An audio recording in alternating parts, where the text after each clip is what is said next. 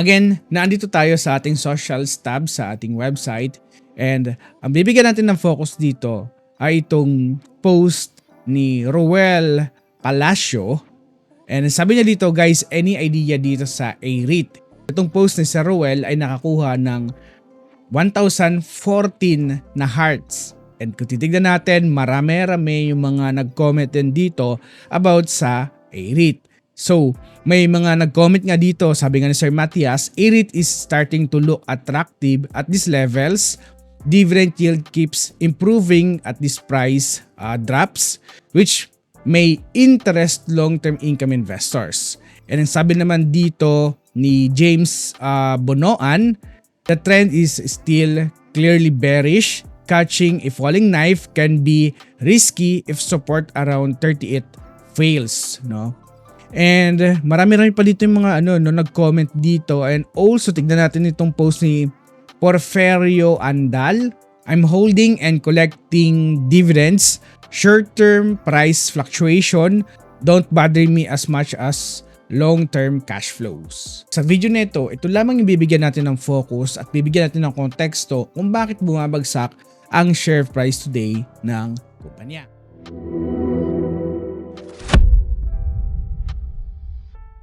Okay, before I do that, nahanapin yung dahilan, pupuntahan ko lamang muna itong All-PH Stocks para magkaroon ako ng idea sa company na research natin. And search ko lamang dito yung ticker symbol ng A-REIT. Ayan. And then, click ko lamang itong review para madirekta na ako sa information ng A-REIT.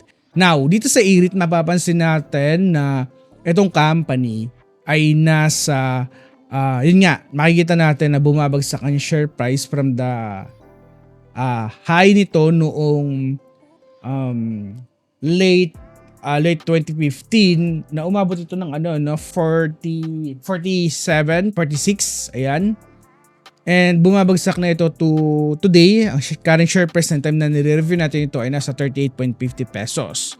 Now, kung ibababa natin ito, makikita natin na yung Cybernet na pinagkukunan niya ng revenue ay nanggagaling sa, syempre, commercial REIT pa rin naman. No? Nakikita natin dito from 1.95 billion ng 2024 to ay nasa 10.26 billion. And ang kanyang net income ay umabot na ito ng 9.54 billion pesos. And ang revenue ay umabot na ng 12.96 billion pesos. So, if we are going to look sa kanilang performance in terms of their competitors, makikita mo in terms of 1-year change, pare-pareho ng performance. So, most probably mayroong market sentiment sa REIT stocks sa ating bansa today. Ito yung aalamin natin mamaya-maya lamang. Now, dito sa revenue ng company from 2016 until today, makikita natin na continuous na tumataas ito. And this is the advantage of A-REIT as of the moment, no? And in terms of their net income, ganun din, tumataas din ito. And for me, itong A-REIT is one of the best stocks pagdating sa REIT company dito sa ating bansa as of the moment. And this is advantage, yun nga, sinabi kanina ni Sir, no, na habang bumabagsak ang presyo nitong kumpanya ng itong A-REIT ay makakakuha ka ng mas malalim na yield dito sa kumpanya. And this is the advantage ng mga income investors. And also to give you a transparency, punta mo lamang itong live portfolio natin sa ating Call Financial account and makikita mo dito na mayroon tayong investment din sa A-REIT. As of the moment, ang aking total returns lamang dito ay nasa 9.61%. Halos 9% ay nanggagaling dito sa dividendo ng kumpanya and 1% lamang ang nanggagaling sa capital gains ko dito as of the moment. So dahil sa pagbagsak ng kanyang share price. Ganyan pa man, kahit na meron tayong ownership dito sa A-REIT ay hindi ito nangangahulugan, magiging bias tayo dito, no? Magiging transparent tayo sa pagre-review at pagbibigay ng information sa inyo. Okay, so naumpisahan natin sa comment ng isang subscriber natin na ang A-REIT daw today is starting to look attractive at this level. Ano nga ba yung totoo, no? I-check muna natin at i-verify natin kung valid ba talaga ito. Now, A-REIT is starting to look attractive at this level. Yun ang tanong. Now, for me, no, dito sa ating data na nakukuha o nakikita nyo, ang current share price ng company, no, based sa pag-review natin ito nung June 2, 2026, kahapon lamang, ang current share price naglalaro sa 38.25 pesos to 38.5 pesos. Now, ang kanyang 52-week high ay nasa 45.50 and ang 52-week low ay nasa 37.10 and 37.60. Target share price nito ay nasa 51.54 pesos per share. And in terms of this data, ito ay nag-i-imply na mayroong 30% na upside potential itong A-REIT as of the moment. And ang kanyang beta today ay nasa 0.29. Mababang volatility compare ito sa market. And ang kanyang market cap ay nasa 142.13 billion pesos. Para sa isang dividend investors na kagaya mo at katulad ko, mas mababa ang presyo is equals to mataas na yield ang makukuha natin. So again, kung titignan natin, tama nga yung sinabi ng ating isang commenter o subscriber na yung kanyang 52-week range ay nasa 37.10 to 45.50 pesos. So, makakakuha ka ng yield na nasa 6.48%. So again, sa sinabi nga ng mga analyst na yung ratings nga nila sa A-REIT ay very strong to buy o strong buy based on the insights ng mga 6 na analyst. 6 analysts recommended to buy this company. So suggesting na maganda paglagakan ito as of the moment na bumabagsak ang presyo ng A-REIT. Now sa comment number 2, ang tanong ay, totoo nga daw ba na kapag bumabagsak ang presyo ng mga stocks or dividend stocks ay tumataas din yung yield ng company? Ang pinakasagot dyan ay, ang yield kasi, ang pag-compute kasi ng dividend yield, ang formula nito ay yung annual dividend, i-divide ito sa stock price or stock current price. And kaya mapapansin natin kapag bumabagsak ang presyo ng isang stock na nire-research natin at kapag stable yung dividend, normally talaga tumataas ang yield ng stocks, especially yung mga dividend stocks.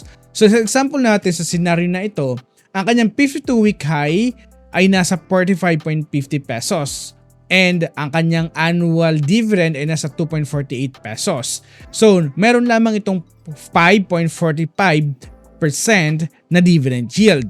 Now, sa kanyang current share price na nasa 38.25, ang annual dividend ay nasa 2.48 pa rin and makikita mo na nasa 6.48 to 6.65 pesos ang dividend yield ng company. Now, sa kanyang 52-week low na nasa 37.10 and ang kanyang annual dividend, makikita natin sa formula, 2.48 the dividend, di-divide natin ito sa 37.10, makakakuha tayo ng 6.69% na dividend yield.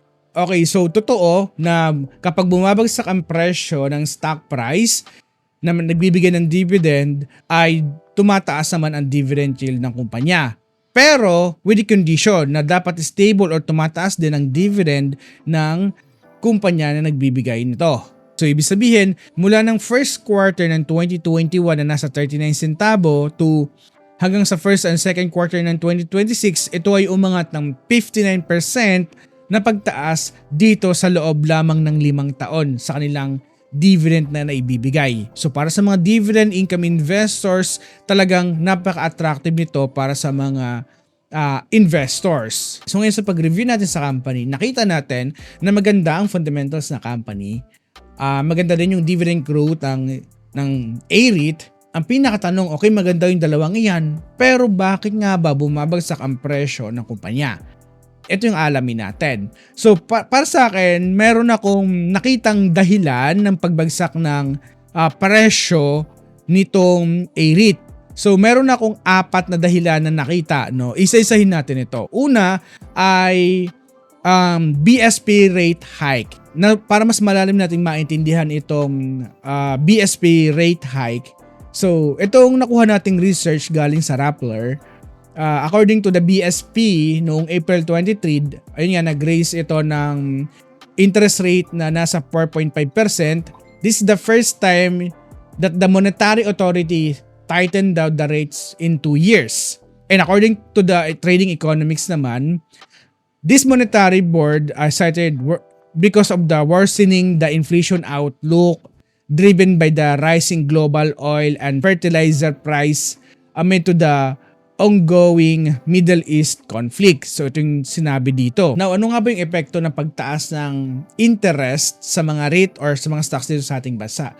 You have to understand sa REIT na especially na mayroong mga utang or borrowings, no, you have to understand na kapag tumataas ang interest rate, talaga nagiging expensive din yung pag-utang din ng mga company, no, dito sa ating bansa. And syempre kapag mataas yung pag-uutang natin, yung interest, syempre ang unang dahilan ay syempre ang gagawin ng mga businesses ay magta-tighten sila ng pag-expand or pag-expand ng business or they're going to delay expansion, no?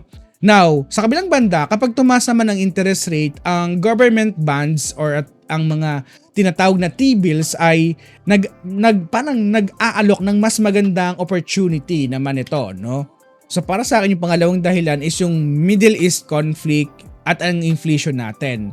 So yun nga, nagkaroon nga ng rate hikes, no, after the inflation ay nearly nag-double na nagkaroon ng Middle East conflict, no. And yung transportation cost ay talagang sobrang tumaas. Now, the government also declared the national energy emergency in late March as the conflict threatened the stability of the country energy supply.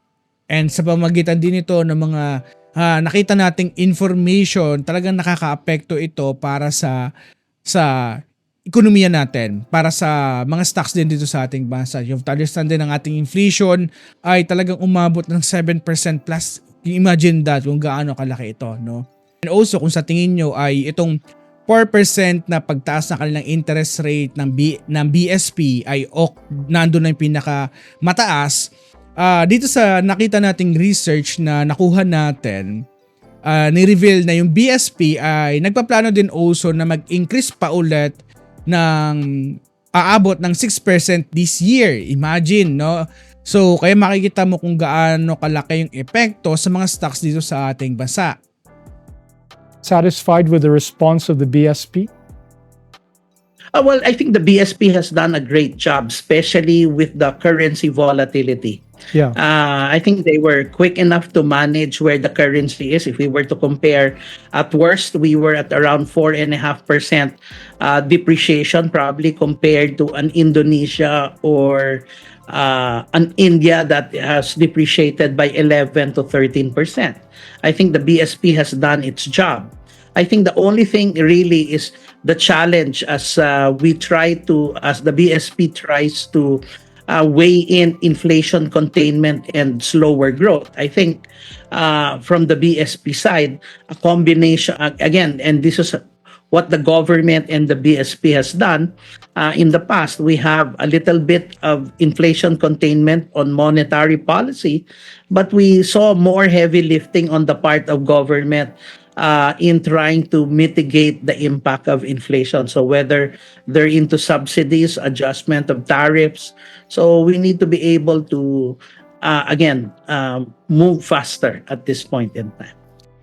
Isa yan sa mga major na dahilan ng pagbagsak ng mga stock price dito sa Pilipinas. And also, para sa mga long-term investors, kung nakikita mo na magandang fundamentals, bumabagsak ang presyo, sa tingin mo ba ito ay isang dangerous sign or it is a great opportunity na makakuha tayo sa mababang presyo sa mga kumpanya? Now, pumili ka sa dalawang yan. Now, sa pangatlong dahilan na sa tingin ko nakaapekto dito is the Philippine bond yield ay tumataas talaga. Okay, kung titignan natin the economic headwind na nangyayari sa Pilipinas, the Philippine bond yield curve ay tumaas. The 10-year benchmark band ay umangat ito ng 58 basis point followed by escalation of the Middle East conflict. Sa pamamagitan nito, nagkakaroon ng eroded sa REIT at nagkakaroon ng attractiveness versus the fixed income instrument. No? According to the Metrobank Wealth Insight na nakuha natin. Na yung pang-apat na dahilan para sa akin kung bakit bumabagsak ang presyo ni ARI today ay yung masamang performance ng PSEI at ng ating bansa. Over the past month, kung mapapansin natin, the index decline, no, ng 0.61% and it is down 7 or 8% compared to the same time last year according to the trading economics no, na nakuha natin. And over the last 7 days, the real estate industry has dropped ng 2.7%, driven ito from the pullback ng SM Prime Holdings na umabot ng 3.1%. Overall, the industry is down ng 14% in the 12 months alone, according to the Simply Wall Street na nahanap natin na report. Now, kung titignan natin, apektado talaga ito. No? Nakaka-apekto ito sa mga stocks dito sa ating bansa. At another bonus part na nakuha ko sa pagre-research dito sa AREIT is nagkaroon ng panglima ay ang dilution mula sa mga bagong shares na in-issue nitong company. Okay, you have to understand itong AREIT ay nag-issue ng property for share swap sa price na nasa 41.50 pesos per share. Dahil ito sa pagpasok na kanilang 8 asset across the Cebu, Davao, and Cagayan de Oro, no? And noong November 25, 2025, ang Ayala Land ay nag-execute din ng block sale sa AREIT. So ano nga bang ibig sabihin nito? Ang block sale ng shares ng Ayala Land ay nagdudulot ito guys na nagkakaroon ito ng pagtaas ng supply ng AREIT, no? Ng AREIT shares sa merkado. At kaya nagkakaroon ng pagbaba ng presyo din sa kanilang stocks din, no? And ito yung mga nakita kong another puntos na naka-apekto din dito sa kumpanya. Sa patuloy na pagbagsak ng share price nito, sobrang ganda pa rin ang opportunity na reviewin mo itong company today kasi maganda ang financials or performance na pinapakita nito, 'di ba? Last year pa nga lang, based sa sinabi natin kaninang report, ang kanilang annual report na nakuha noong 2025, yung kanilang net income nakakuha ng 9.4 billion pesos, tumaas ito ng 28% compared to the same quarter last year. And this very interesting na makita natin, no? And yun nga, ngayong first quarter of 2026 nga, kanilang financial performance, ang revenue nila ng first quarter ay nasa 3.5 billion at umangat ito ng 21%. The EBITDA umangat ito ng 23%, net income nasa 25%, and kung titignan natin dito yung occupancy rate nasa 99%, and sobrang baba lamang na kanilang utang na kinikater as of the moment. Pinapakita lamang dito kung gaano kaganda ang performance ng kumpanya. Now, ano yung mga dapat gawin ng mga smart investors, no? So, para sa akin, kung ikaw isang smart investor, you have to understand na hindi porket bumabagsak ang presyo ay pangit na ito. No, you have to understand, do your own research, no? Do your own thesis. So para magkaroon ka ng mas malalim na thesis, puntahan mo lamang itong research and then search mo lamang dito yung ticker symbol na gusto mong i-research ng mas malalim. So tignan natin itong AREIT. Ayan. Pindutin mo lamang itong research tab and then mapupunta ka dito sa information na ito. Now, kung titignan mo dito ang information ng AREIT pababa, ayan, makikita mo na sobrang dami ng information na magkakaroon ka ng malawak na idea sa foundation nito. And if the economic mode of AREIT as of the moment ay hindi na apektuhan, then it is a good opportunity na tignan mo or mag-invest ka dito sa company. Now, ang kanyang future growth driver para sa akin ay syempre yung pag-acquire nila ng mga businesses, pag-develop ng mga new projects, diversification sa mga kanilang mga property, rental rate nila i-increase nila, and new services na in-offer ng company. Ito yung mga magpapabigay ng continuous growth sa company over the long run, over the years na para sa akin. And also, yung wag natin kakalimutan dito, meron din ito syempre nakaakibat na mga risk factors na dapat mong tatandaan. The microeconomic condition, competition, tenant, information or vacancy rate, regulatory and tax changes, and operational risk, no?